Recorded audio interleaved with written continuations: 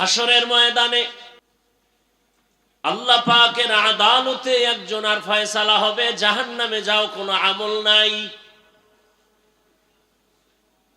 ফেরেশতার হাতে হ্যান্ডকাপ লাগায় দেও, এর আমল নাই, কোনো নেক আমল, জাহান্নামে পাঠায় দাও।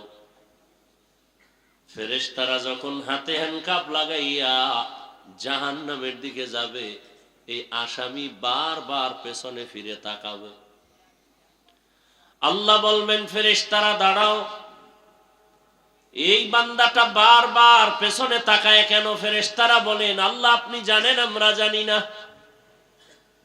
আল্লাহ বলবেন, আমি অবশ্যই জানি। ওই বান্দা বারবার পেছনে তাকাইয়া অপেক্ষায় আছে, আমি রবের একটু দয়া তার উপরে হয়নি, ও চায় আমি একটু দয়া করিনি। আচ্ছা দাঁড়াও তো, দেখি তো কোনো দয়া করার লাইন আছে। নবীজি বলেন, আল্লাহ বলবেন, ফেরেশতাদের আমল নামাটা একটু তল্লাশি করো, দেখো কোনদিন কোরআন শিখছেনি। আমল নামা তল্লাশি দিয়ে দেখবে কোনদিন কোরআন হাতেও নেয় নাই। না, আল্লাহ নেয় নাই, কোরআনের সাথে সম্পর্ক নাই। আচ্ছা দেখো তো, কোরআন ওয়ালা যারা, তাদের সাথে একটু সম্পর্ক আসেনি দেখো। এমন একজনের সাথে মহব্বত আছে কিনা যে আলেম। ফেরেশতারা আমল নামা তল্লাশি করে দেখবে, এমন কোন পরিচয় নাই, জীবনে আলেমের সাথে মুসাফাও করে নাই। আল্লাহ কইবে, এবার শেষবারে একটা ঝাড়া দাও। কি বলবে? দেখো এই বান্দার সাথে এমন কোন বন্ধু আছে, নিজে বন্ধুর সাথে আলেমের মহব্বত আছে। ফেরেশতারা তল্লাশি দিয়ে দেখবে, হ্যাঁ এই বান্দার একজন বন্ধু আছে, ওই বন্ধুর সাথে আলেমের সম্পর্ক। আল্লাহ বলেন, আজকে তো সুপ্রিম পাওয়ার নিয়ে আমি আল্লাহ বলছি, আমি রহিম নামের দরজা খুইলা রাখছি, রহমান নামের দরজা দিয়া, ওই সূত্রে টান দিয়া আলেমের মহব্বতের সূত্রে আমি তাকে জান্নাতি বানায় দিলাম। আতিনা ফি দারে দুনিয়া না হাসান, আতিনা ফি দারে উকবা না হাসান, ইয়া গিয়াসাল মুস্তাগীসিন ইহদিনা লফতিখারা বিল উলুমে ওয়াল গিনা, হর গরিদে নেকো তু তৈয়ার হে, जो न मंगे उससे तू बेजार है। আলেমের এত সম্মান কিসের কারণে বলেন? কোরআন।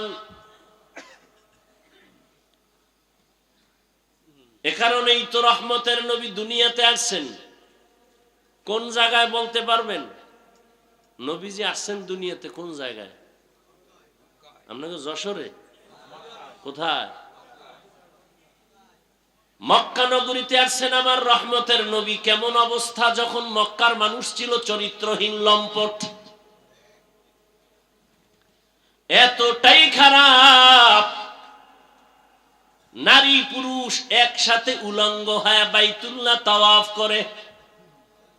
কি বলবেন? সুবহানাল্লাহ। এটা আবার ধাক্কা দিতে হবে না? কি শুনলেন জীবন বড় ওয়াজ।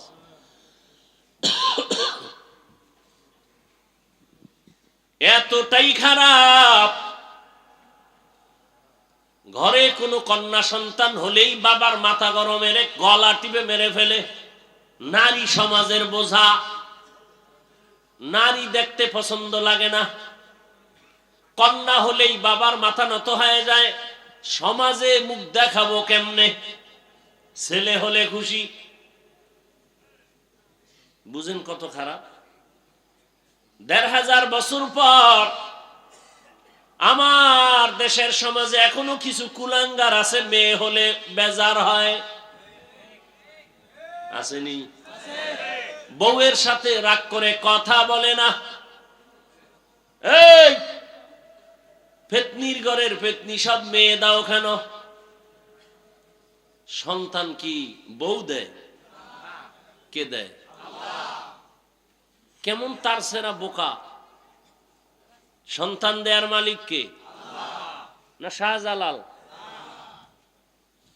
লিল্লাহি মুলকুস সামাওয়াতি ওয়াল আরদ ইয়াখলুকু মা ইয়াশাউ ইনাসাও ওয়া ইয়াহাবু লিমান ইয়াশাউ যুকুর আও ইউযাওবিজুহুম যুকরানাও ওয়া ইনাসা ওয়া ইয়াজআলু মান ইয়াশাউ আকিমা ইন্নাহু আলিমুন কাদির।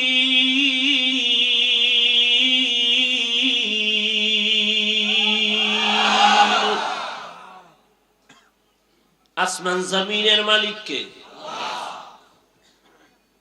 খালি মানুষের পাওয়ারের মালিক জনগণ, এটা আল্লাহর কাছে নাই। হ্যাঁ, যদি কেউ বলে সব ক্ষমতার মালিক জনগণ, কে সব ক্ষমতার মালিক কে? আহা, অতুইজ্জু মান তাশাউ ওয়া তুযিল্লু মান তাশাউ বিয়াদিকাল খায়র ইন্নাকা আলা কুল্লি শাইইন কাদির।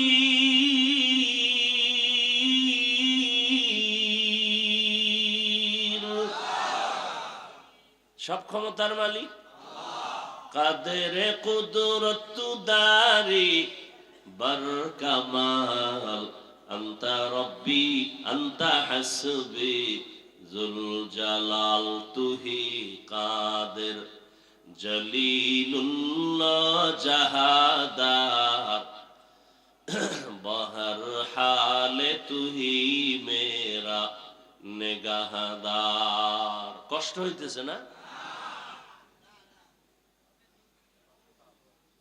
কয় ভাই আপনার দাওয়াত, বলে আলহামদুলিল্লাহ। কয় আপনার বাড়ি? কয় নাউজুবিল্লাহ।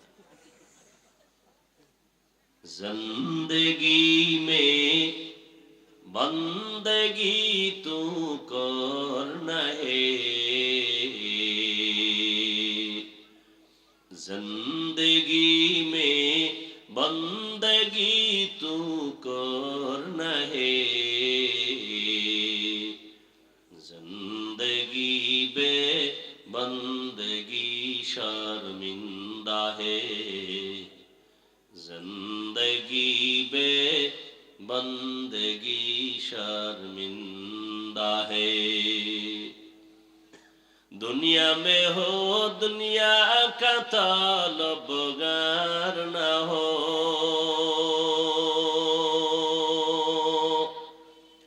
बाजार से गुजरो हो खरीदार न हो।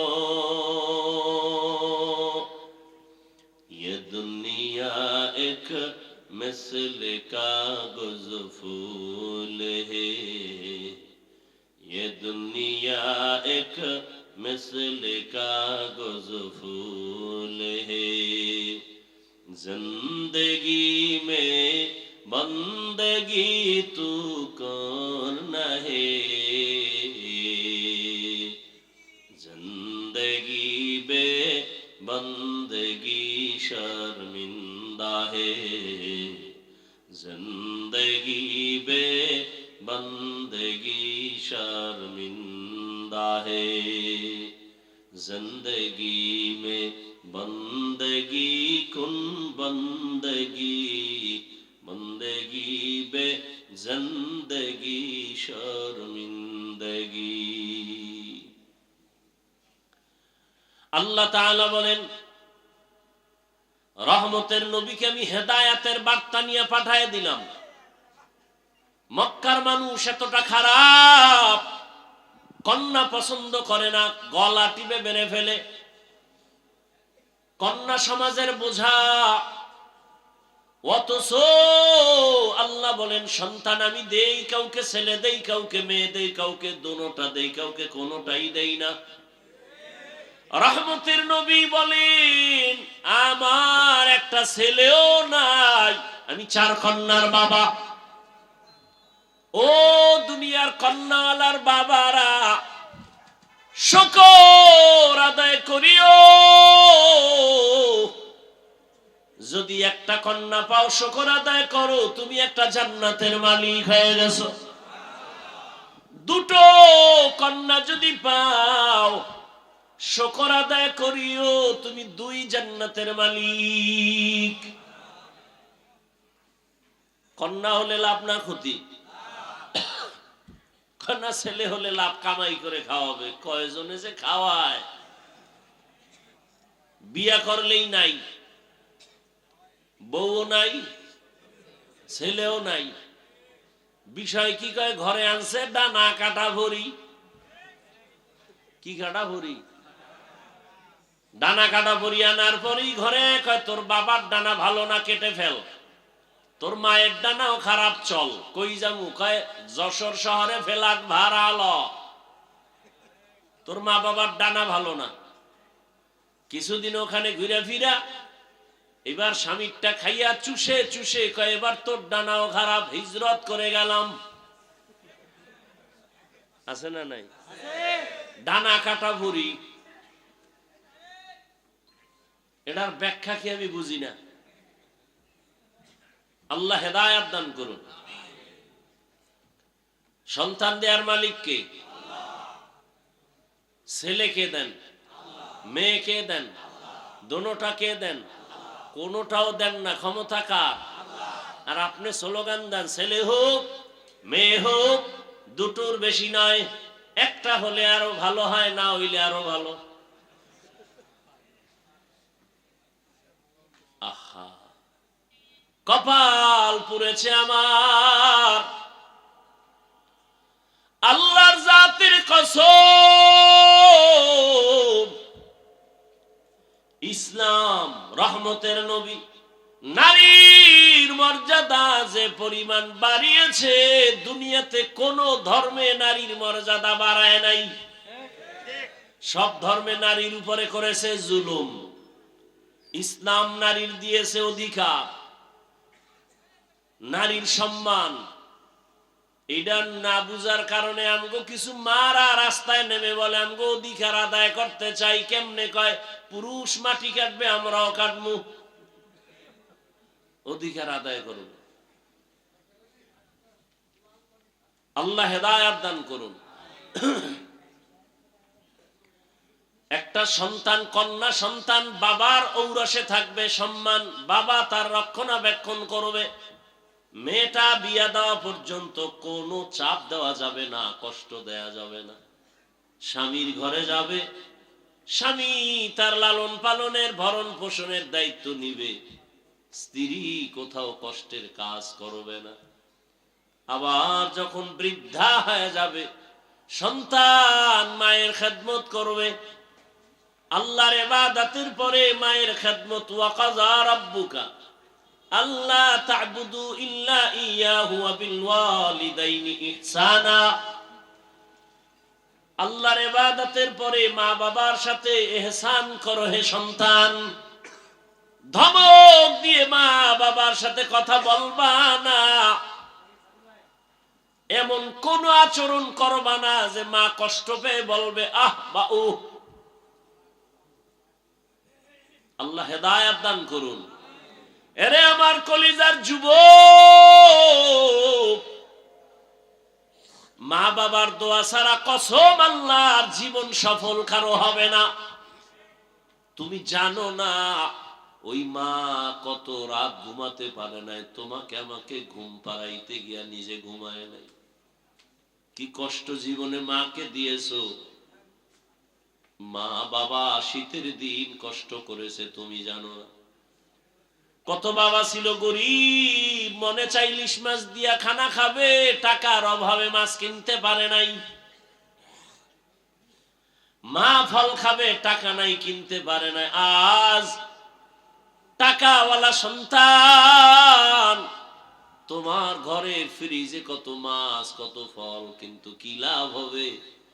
যারা আফসুস করেছে তারা সাদা কাপড়ের প্যাকেট হয়ে আছে। চাইলেও আর খাওয়াইতে পারবা? ওই মা বাবা যার বেঁচে আছে এই রত্ন হারাইও না রে যুবক। ওই মা বাবার থেকে দোয়া নাও, কপাল খুলে যাবে। জাকির নায়ক একজন ডাক্তার, আর আমার দেশের তাসনিমা নাসরিনও একজন ডাক্তার। গোটা দুনিয়ার মানুষ জাকির নায়কের জন্য পাগল।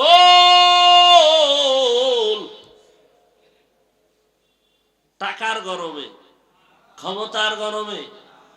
আর তাসনিমা নাসরিনের জন্য মানুষ ধিক্কার জানায়। ও মইরা গেল, ওর লাশটা বাংলাদেশে আসবে না। ভাইরা আমার, আল্লাহ তাআলা বলেন, রহমতের নবীকে দুনিয়ায় যখন আমি পাঠাইলাম, মক্কার অবস্থা বড় খারাপ। এতটা করুন ওই মক্কার মানুষের চরিত্র এত খারাপ। কন্যা সন্তান পছন্দ করে না। কন্যা হলে বাবা পাগল। কত বাবা আপন কন্যাটার গলা টিপে দুনিয়াতে পাথর চাপা দিয়া মেরে ফেলেছে। অথচ তাকায় দেখছেন, যার ঘরে ছেলে আছে মেয়ে আছে, খবর নিয়ে দেখেন একটা ছেলের অন্তরে যেই পরিমাণ বাবার প্রতি মায়া ভালোবাসা, এর থেকে শতগুণ মায়া একটা মেয়ের অন্তরের ভেতরে চলে। মা বাবা অসুস্থ হয়ে গেলে ছেলে বলে সুস্থ হয়ে যাবে, আর মেয়েটা যদি শ্বশুর বাড়ি থাকে পাগলের মতো কান্না করে, আমার আব্বার কি হালাত, পাগলের মতো দৌড়ায়, আমার আব্বা অসুস্থ, ঘরে থাকতে চায় না, পাগলের মতো হয়ে যায়। রহমতের নবী বলেন, আমিও 4 কন্যার বাবা, আমার কন্যার কথা যখন মনে পড়ে সহ্য করতে পারি না। আমার কনিষ্ঠ কন্যা ফাতেমা, নবী কোথাও যদি যাইতেন, সর্বশেষ ফাতেমার থেকে বিদায় নিয়ে যাইতেন। আবার দাওয়াতের কাজ শেষ করে যখন রহমতের নবী বাসায় ঢুকতেন, সবার আগে ফাতেমার ঘর দিয়া তারপরে নবী বাসায় যেতেন। একদিন নবী আসছে, তার নাতি হাসান হুসাইনের খবর নেই, ফাতেমার খবর নেই। আজ নবী ঘরের দরজায় সালাম দিছে, আসসালামু আলাইকুম ইয়া আহলাল বাইত। ঘরের থেকে কোনো আওয়াজ নাই, নীরব নিস্তব্ধ। ও পর্দার আড়ালের মা বোনেরা ভালো করে শুনেন, রহমতের নবী ফাতেমার বাড়ির দরওয়াজায় দাঁড়িয়ে সালাম দিতেছেন, কোনো জবাব নাই। আবার আওয়াজ দিলেন, আসসালামু আলাইকুম ইয়া আহলাল বাইত। ও ঘরওয়ালা, দরজা খোল। এখনো কোনো আওয়াজ নাই। মায়ার নবী আবার পেরেশান হয়ে গেলেন, নাকি আমার নাতিও মারা গেল, না আমার ফাতেমাও মারা গেল। আবার আওয়াজ দিলেন, আসসালামু আলাইকুম ইয়া আহলাল বাইত। ঘর থেকে আওয়াজ আসতেছে ফাতেমার কচি কণ্ঠে। রহমতের নবী, ঘরের মধ্যে চুপচাপ বসে আছি, দয়া করে আজ দেখা দিয়েন না, আপনার সামনে দাঁড়াবার মতো কোনো কাপড় আমার নেই।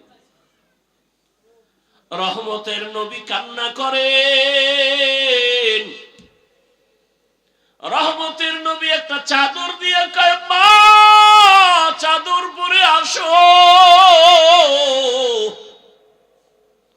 দরজা খুলে দেখে সামনে মাটির উপরে ফ্লোরে নাতি হাসান একদিকে ঘুমায়, হোসাইন একদিকে ঘুমায়। নানার কণ্ঠের আওয়াজ পাইয়া হাসান হুসাইন লাভ দিয়ে উঠে নানার গলা জড়ায় কাঁদে আর কয়, ও নানা, আম্মুর বিচার করো, আমাদের আজ খানা দেয় নাই, আমরা না খেয়ে কান্না করে করে মাটির মধ্যে পড়ে গেলাম। ফাতেমাও কাঁদে, হাসান কান্দে, নবীও কান্না করে। এমন করুণ হালাত। ফাতেমা রাদিয়াল্লাহু আনহা বলেন, রহমতের নবী, ঘরের চুলায় আগুন জ্বলে না, খানা নাই, আমার সন্তান আপনার নাতি হাসান হুসাইন কাঁদতেছে, কি দিব? পাতিলার মধ্যে পাত্রে পানি গরম করে সান্ত্বনা দিয়েছি, একটু অপেক্ষা কর, খানা রেডি হবে তারপরে খাবে। ওরা কান্না করতে করতে মাটির মধ্যে ঘুমিয়ে পড়েছে। রহমতের নবী কান্না করে, নবী খেজুর বের করে দিলে, নেও খেজুর, আমি খাই, তোমরাও খাও। রহমতের নবীর বরকতি হাত মুবারকের খেজুর খেয়ে 3 দিন 4 দিনের ক্ষুধা জাগায় নিবারণ হয়ে গেল।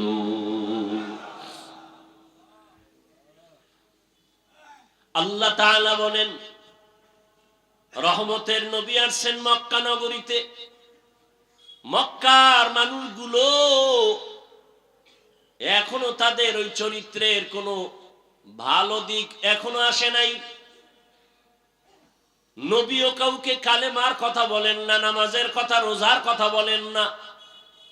সর্বশেষ আল্লাহ তাআলা কোরআন দিলেন। 40 বছরের পরে রহমতের নবী কোরআন পেয়ে দাওয়াতের কাজ শুরু করেন, আর মানুষকে বলে, এক আল্লাহর ইবাদত করো, আল্লাহর কাছে মাথা নত করো, ইবাদত করো, মূর্তি পূজা ছেড়ে দাও।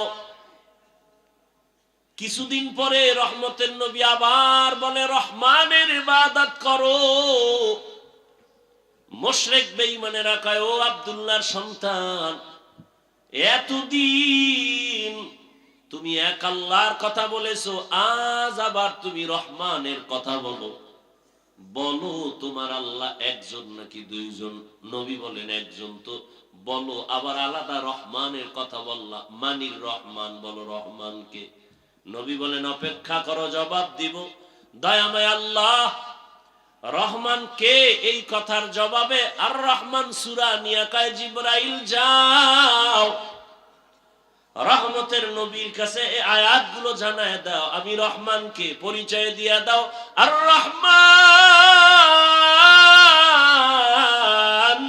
আল্লামাল কুরআন খালাকাল ইনসান আল্লামাহুল বায়ান। রহমান হলেন তিনি, কোরআন শিক্ষা দিলেন যিনি। রহমান হলেন তিনি, মানুষ সৃষ্টি করলেন যিনি।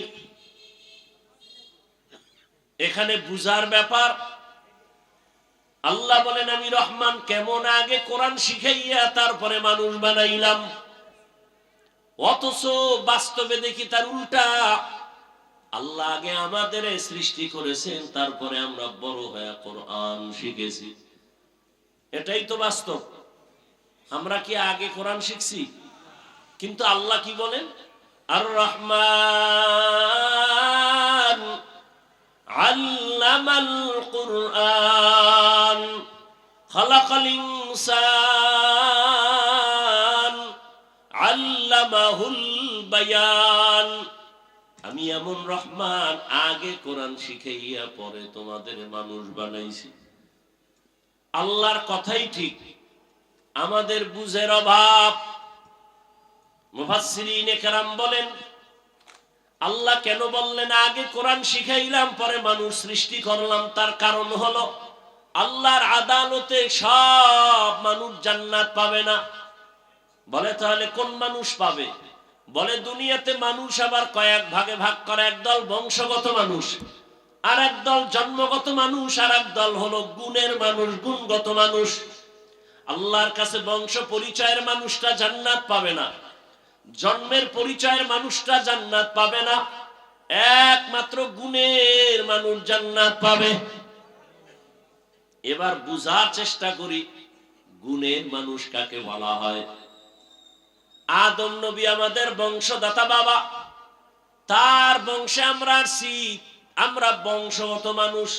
এই পরিচয়ে জান্নাত পাওয়া যাবে না, কারণ আদমের বংশে জন্ম নিলেই যদি জান্নাত পায় তো হিন্দুরাও পাবে, বৌদ্ধরাও পাবে, ইহুদিরাও পাবে। এই পরিচয় হবে না। আমার বাবার ঔরসে আমার জন্ম, আমি জন্মসূত্রে সন্তান, এই পরিচয়ে জান্নাত পাওয়া যাবে না। একমাত্র গুণগত মানুষগুলো জান্নাত পাবে। গুণের মানুষ বুঝার জন্য একটা মূলনীতি মনে রাখবেন। দুনিয়াতে যত বস্তু বানায়, বানানেওয়ালারা এমনি বানায় না, কোনো কাজের জন্য। যেমন আমি মাউথ নিয়ে কথা বলি, মেশিনে টাইনা হরেন থেকে কথাটা অনেক দূরে ভাষায় দিতেছে। এক কথায় মাইকওয়ালা মাইক যখন বানাইছে, কি কাজের জন্য? বলে আওয়াজটা দূরে নেওয়ার জন্য। কথা ঠিক না? আজীবন মনে রাখবেন, যেই বস্তুটা যেই কাজের জন্য বানায়, ওই কাজটাই হলো ওই বস্তুর গুণ। বলেন তো মাইকের গুণ কি? আওয়াজ দেওয়া। বাতিওয়ালা বাতি বানাইছে কেন? আলো দেওয়ার জন্য। তাহলে বাতির গুণ কি? আলো দেওয়া। পাখাওয়ালা পাখা বানায় কেন? বাতাস দেওয়ার জন্য। পাখার গুণ কি? বাতাস দেয়া। মাইক যদি আওয়াজ না দেয়, বলবে এটাকে ভেঙ্গে ফেলে দাও, এটা গুণের মাইক না। বাতি যদি আলো না দেয়, বলবে এটা ফেলে দাও, এটা গুণের বাতি না। এবার আমাকে জবাব দেন, দয়াময় রব্বুল আলামিন মানুষ কেন বানাইছেন? কি বিড়ি টানার জন্য? আলেমরে গালি দেওয়ার জন্য?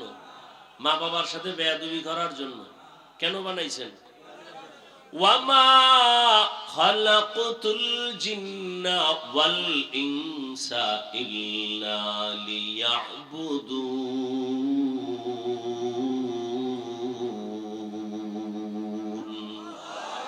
মা খালাকতুল জিন্না ওয়াল ইনসি বাখা জুজ ইবাদত নিস্তে মাকসুদ আজ্জাহা। দয়াময় আল্লাহ মানুষ বানাইছেন ইবাদতের জন্য। কোন কাজের জন্য? ইবাদত। অতএব মানুষের গুণের নাম হলো ইবাদত। আল্লাহ ইবাদতের জন্য মানুষ বানিয়েছেন। ভালো করে খেয়াল করেন, তাহলে মানুষের গুণের নাম। এখন এই ইবাদতটা কি মন গড়া না কোনো নিয়ম আছে? আছে, আছে। কয় নিয়ম জানতে হলে কোথায় যাও? বলে কোরআন ধরো। সব নিয়ম কোথায় আছে? কয় কোরআন বুঝি না। কেমনে? কয় হাদিস ধরো, কোরআনের ব্যাখ্যা হাদিস। বলে কোরআন হাদিস কিছুটাই পারি না। বলে কোরআন হাদিস বুঝার জন্য উলামায়ে কেরামের কাছে যাও। উলামায়ে কেরামের থেকে কোরআন হাদিসের ব্যাখ্যা যাই না, নিয়ম অনুযায়ী ইবাদত করলে তুমি গুণের মানুষ। গুণের মানুষ হলেই তুমি বিনা হিসাবে জান্নাতি। হাদিস কোরআন বুঝতে হলে লাগবে উলামা।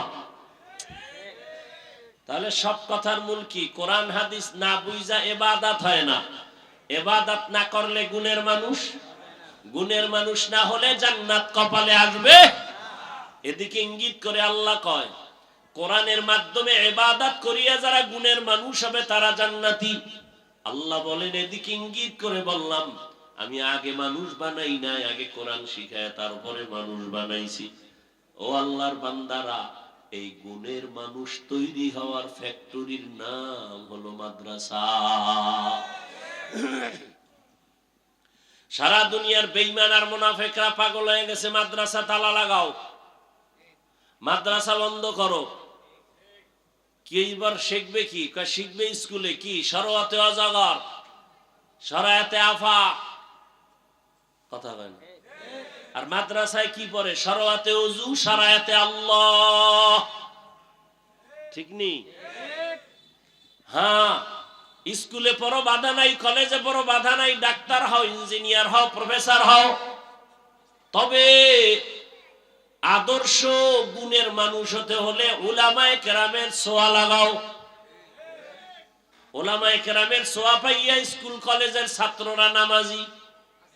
বলেন, ডাক্তার, প্রফেসর, ইঞ্জিনিয়ার, আলেম ওলামাদের ছোঁয়া পেয়ে 5 ওয়াক্ত নামাজি আসেনি।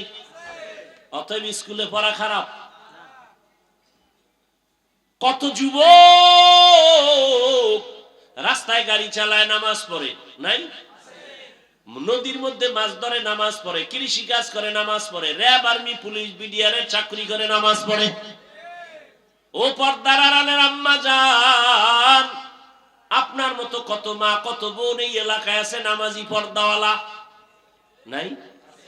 এবার তাদেরকে বলবো, যারা পর্দা করেন না, নামাজ পড়েন না, দাড়ি রাখেন না, ও যুবকেরা, আপনার কপাল এত খারাপ কেন? আপনার মতো যুবকটা যদি রাস্তায় গাড়ি চালায় নামাজ পড়ে, কলেজে পড়ে নামাজ পড়ে, ডাক্তার নামাজ পড়ে, আপনার কপাল কেন খারাপ?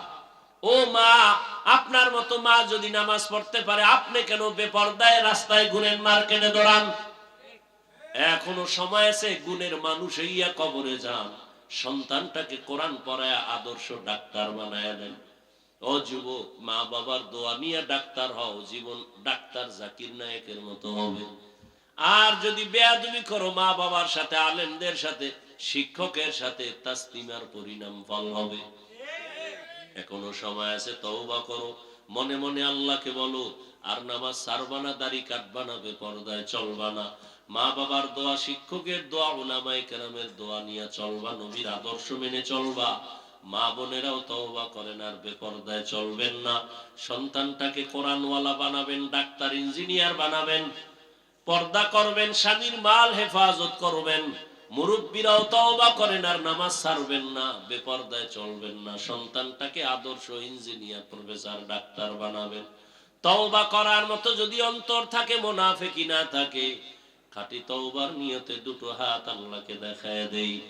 আয় আল্লাহ, হাতগুলো কবুল করে নেন, তওবা কবুল করে নেন, তওবার উপরে মজবুত হয়ে চলার তৌফিক দান করেন, আমিন।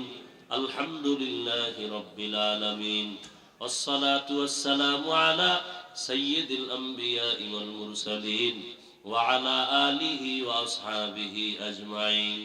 ইয়া আরহামার রাহিমিন, ইয়া আরহামার রাহিমিন, ইয়া আরহামার রাহিমিন। রব্বিরহামহুমা কামা রব্বায়ানি সগীরা। اللهم إنك عفو كريم تحب العفو فاعف عنا. اللهم إنا نسألك رضاك والجنة ونعوذ بك من سخطك والنار. اللهم إنا نعوذ بك من البرص والجنون والجذام وسيء الأسقام.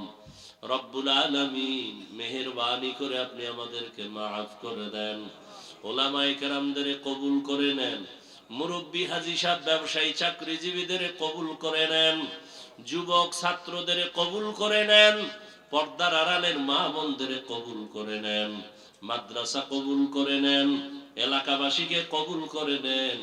আয় আল্লাহ, গুনাহমুক্ত তওবাওয়ালা জীবন দান করেন। আয় আল্লাহ, আয়োজনকারী, সহযোগিতাকারী, দান সদকাকারীদের কবুল করে নেন। এলাকার ঘরে ঘরে শান্তি দান করেন। আমার কলিজার যুবকদের 5 ওয়াক্ত নামাজি, কোরআন পড়নেওয়ালা বানায় দেন। মোবাইলের গুনাহ থেকে আমাদের হেফাজত করেন। লেখাপড়া যারা করে, পরীক্ষার্থী কামিয়াবি দান করেন। সারা দুনিয়ার মানুষকে আপনি শান্তি দান করেন। যুদ্ধরত অবস্থা থেকে জাতিকে স্বাভাবিক জীবনে ফিরায় দেন আল্লাহ। প্রবাসের জীবনে যারা আছে, ব্যবসা চাকরিতে বরকত বাড়ায় দেন, হেফাজত করেন। বাংলাদেশ শান্তির দেশ বানায় দেন। আয় আল্লাহ, দেশ ও দ্বীনের জন্য যারা জীবন দিল, তাদের মাফ করে দেন। এখনো যারা চেষ্টা করে, কবুল করে নেন। দয়াময় আল্লাহ, যারা চাকরি করে, ব্যবসা করে, রুজিতে বরকত বাড়ায় দেন। হারাম থেকে হেফাজত করেন, অভাব দূর করে দেন, ঋণ আদায়ের ব্যবস্থা করে দেন আল্লাহ। মা বোনদের কবুল করে আবেদা, পর্দাওয়ালা বানায় দেন। আয় আল্লাহ, দাম্পত্য জীবন সুখময় করে দেন। আয় আল্লাহ, আমাদের আদবওয়ালা, বিনয়ী বানায় দেন, বেয়াদবির থেকে হেফাজত করেন। আয় আল্লাহ, মাদ্রাসা, মসজিদ সহ সমস্ত শিক্ষা প্রতিষ্ঠান নবীর আদর্শে কবুল করে নেন। আয় আল্লাহ, ইলম ও হিলম ও হিকমত আমলে বরকত বাড়ায়া দেন। উলামা, তোলাবা, উম্মতের অন্তরে ইজ্জত, মুহাব্বত, রব বাড়ায়া দেন। সামিঈন, নাজিরিনদের অন্তরে ইজ্জত, মুহাব্বত, রব বাড়ায়া দেন। আয় আল্লাহ, ইজ্জতের সাথে সারা দুনিয়ায় খেদমতের জন্য কবুল করে নেন। পরমুখাপেক্ষির থেকে হেফাজত করেন। নবীজির সুন্নাত ওয়ালা ইজ্জতের জীবন দান করেন। নবীজির রওজা মুবারক বাইতুল্লাহ জিয়ারতের জন্য কবুল করে নেন। মুখালিফের মুওয়াফিক বানায় দেন। জাহিরি বাতিনি দুশ্মনের মোকাবেলায় বিজয় দান করেন। আয় আল্লাহ, সাবিরিন শাকিরিন জাকিরিনদের অন্তর্ভুক্ত বানায়া দেন। আয় আল্লাহ, আমানতের যথাযথ হক আদায়ের তৌফিক দান করেন। আয় আল্লাহ, মাদ্রাসার খেদমত করে আসাতেজায়ে কেরাম তালিবুল ইলমদের আমানতদার মুখলিস বিনয়ী বানায়া দেন। দায়ী ভাবে যা প্রয়োজন কুদরতের দ্বারা ব্যবস্থা করে দেন। আয় আল্লাহ, মেহেরবানি করে নবীজির রওজা বাইতুল্লাহ জিয়ারতের জন্য কবুল করে নেন। আয় আল্লাহ, আমরা যারা হাত তুলেছি জানি না কারা ইয়াতীম, বাবা নাই, অনেকের মা নাই, মেহেরবানি করে সবার কবর জান্নাত বানায় দেন। যারা বেঁচে আছেন হায়াত বাড়ায় দেন, অসুস্থ যারা কুদরতের দ্বারা সুস্থ করে দেন। আওয়াজে কথায় রুহানিয়াতে স্পষ্টতা রূপ বাড়ায় দেন। আয় আল্লাহ, চলার পথে ইজ্জতের সাথে হেফাজত করেন। আমাদের জানমাল, স্ত্রী, পরিবার, সন্তান কুদরতের দ্বারা হেফাজত করেন। আয় আল্লাহ, দীর্ঘ নেক হায়াত দান করেন। নবীজির মুহাব্বতে আমাদের দোয়া কবুল করে নেন। সাল্লাল্লাহু তাআলা আলা খাইরি খালকিহি মুহাম্মাদুন ওয়া আলিহি ওয়া আসহাবিহি আজমাইন বিরহমাতিকা ইয়া আরহামার রাহিমিন।